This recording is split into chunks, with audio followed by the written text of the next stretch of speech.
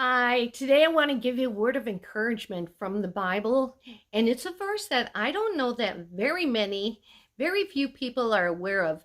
We always ask, why does God allow this bad things, or why do these bad things happen to good people? I want to explain something to you that made a whole lot of sense to me, especially as a nurse since 1980. So here's the verse, Lamentations 3:31 through 33. I have it in the English Standard Version, ESV. For the Lord will not cast off forever, but though he cause grief, he will have compassion according to the abundance of his steadfast love. For he does not willingly afflict or grieve the children of men.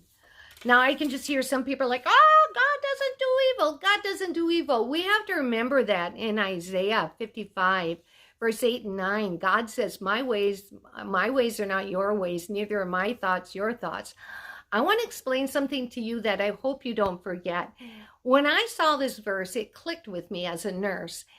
I thought about the times if people watched me and saw what I did to patients just on their own.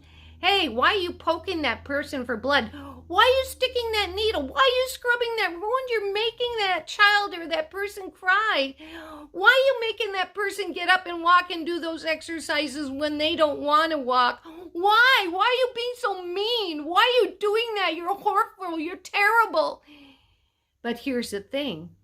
I'm doing it to preserve their life. I'm doing it because I care for them.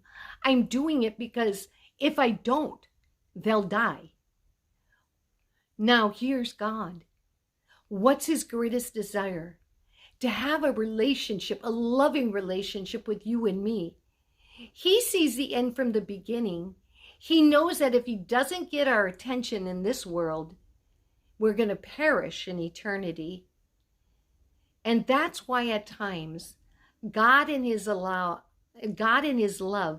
allows things that distress us or can hurt us in various ways, because a temporary pain is far different from eternal punishment or damnation. Not that God wants to, because guess what? God said hell was made for the devil and his angels, not for humanity.